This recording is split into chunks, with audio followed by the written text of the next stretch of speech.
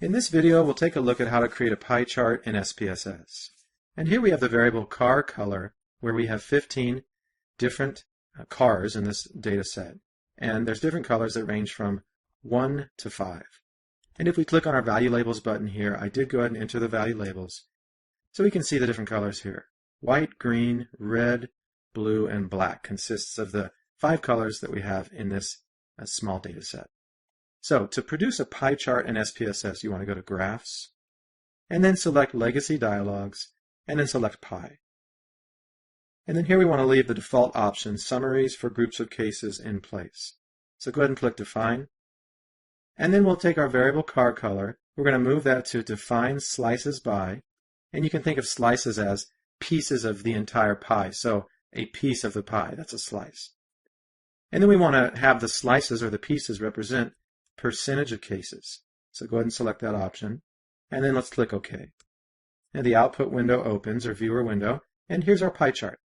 So you can see here we have 5 different slices or pieces, and our legend here on our variable car color shows the different colors that we have. Now the first thing I see here when I look at this is I don't really like how the different colors are represented by the default options, where black is blue, white is green, and so forth. That can be a little confusing. So it would be nice to be able to change these colors to where black is black here, this is white, this is blue since it represents blue cars, and so forth. So let's go ahead and take a look at how to do that. The first thing we want to do is double click on the chart, and that opens up the chart editor window, as you can see here. Now I'll change these colors in just a moment, but let's first look at this little button here, and notice it says Show Data Labels. And it also will show it down here, if you keep your eye there, when I hover over it again. So notice it says Show Data Labels. Let's go ahead and click on that option. And then notice how that puts the percentages inside the slices or the pieces of the pie. And that's kind of nice for the reader to be able to see that. So I'm going to keep that there.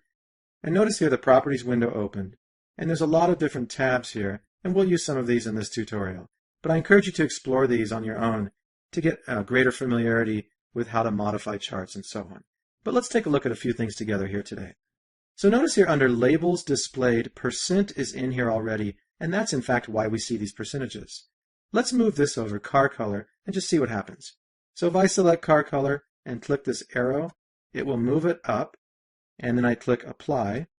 Notice what happened here. Now I have the labels of the actual colors of the car as well, and that's shown within each slice.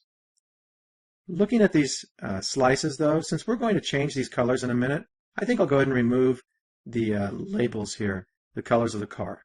So to do that, I'm going to select Car Color once again, and then now I'll press X. Notice how that throws it back down here, and then I'll click Apply, and now they're removed. There's a couple of other things I can do here, which I'll briefly show you. If we go to Custom, under Label Position, click on the Custom Radio button. Let's go ahead and select this option here, and then click Apply. Notice how it threw the percentages to the outside of the slices. And I can actually click on a percentage and drag it out a little bit, and you'll see how it extends it outward more. And it did that to all of them.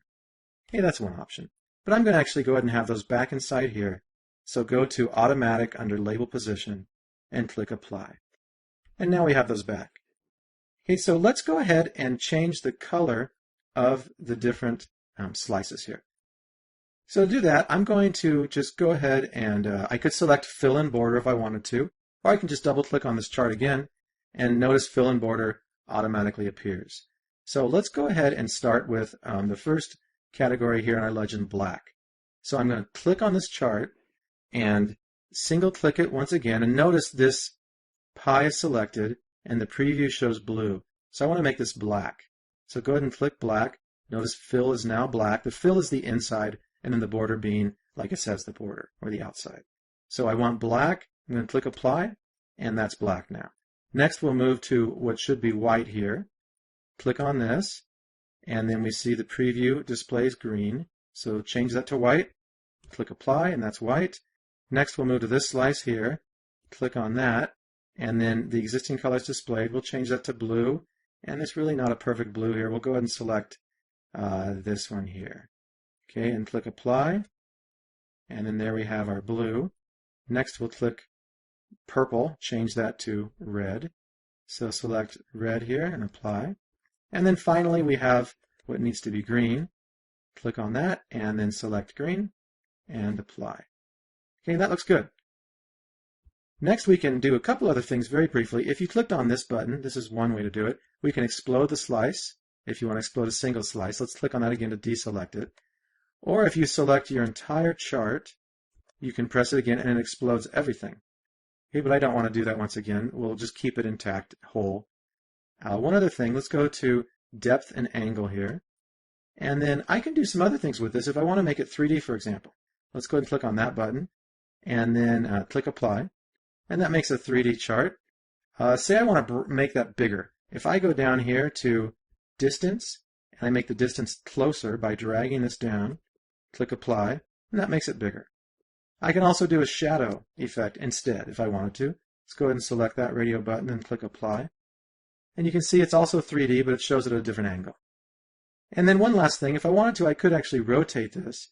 Say I wanted to have this slice on top. Well, if this is 12 o'clock, that would need to take this back to about 9 or so. Okay, let's go ahead and select 9 o'clock and see how that works. Click apply, and there we go. We got our white on top.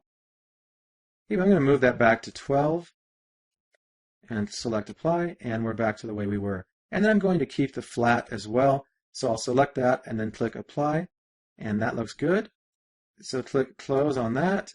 And then if I want to create a title, that's something I could do as well. And I could do that a number of ways. I could right-click the mouse button and select Add Title, or I could go up here and the same option appears, Insert Title. It'll do the same thing, even though it's labeled slightly differently. Okay, let's go ahead and select Add Title here. And then for my title, notice it opens up here. I could select that text and say pie chart of percentage of car color. Okay, and then select anywhere outside of that. And then there's my title.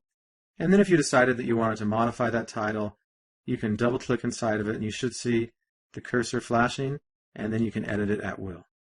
We'll leave it as is for now. So go ahead and click close on the properties box, and then we want to get out of the chart editor now that we're done with our edits. So click on the X button for close, and then there we go. We've got our pie chart. And you could select this and copy special and paste it into Word. You can save it as a different format, and so forth. So this concludes the tutorial on creating a pie chart in SPSS. Thanks for watching.